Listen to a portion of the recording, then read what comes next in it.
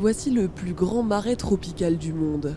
Le Pantanal, situé dans le sud du Brésil, aux frontières du Paraguay et de la Bolivie, s'étend sur une superficie qui mesure un tiers de la France. Un trésor de la nature pour lequel ces touristes allemands ont voyagé plus de 10 000 km. Cette zone isolée de la rivière Paraguay est un refuge pour de nombreuses espèces sauvages, où elles sont plus faciles à observer que dans le reste du pays. Ce que l'on a vu ces derniers 2 jours, c'est très impressionnant. Nous avons vu des capybaras, nous avons vu les jaguars pendant un court moment, plein de crocodiles et des milliers d'oiseaux. Le Brésil est le pays qui abrite le plus grand nombre d'espèces endémiques. Parmi elles, le célèbre jaguar, une espèce menacée.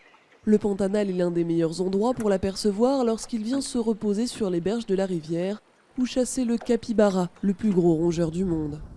En 2005, l'écologiste Douglas Trent a lancé un projet dans la zone pour compter certaines espèces en voie d'extinction. Jusqu'ici, il a vu 51 jaguars, une bonne nouvelle pour cet animal solitaire qui a besoin de grands territoires vierges pour se reproduire.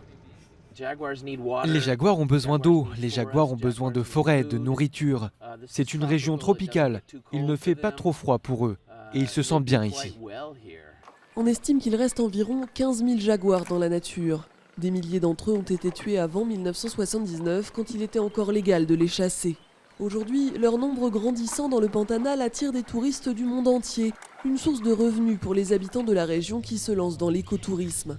Mais la cohabitation entre l'homme et le félin ne fait pas que des heureux. Depuis 2007, il y a eu 4 attaques de jaguars contre des humains, dont une mortelle.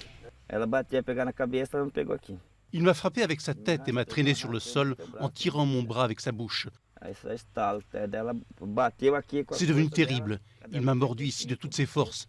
Mais ensuite le chien est arrivé par derrière, il a sauté sur le jaguar et l'a mordu. Alors il m'a lâché. Mais pour les associations environnementales, la protection du jaguar est indispensable à celle du Pantanal. À l'heure actuelle, la zone humide conserve 85% de sa végétation, mais elle reste fragile. L'agriculture, l'élevage et la déforestation sont ses principales menaces.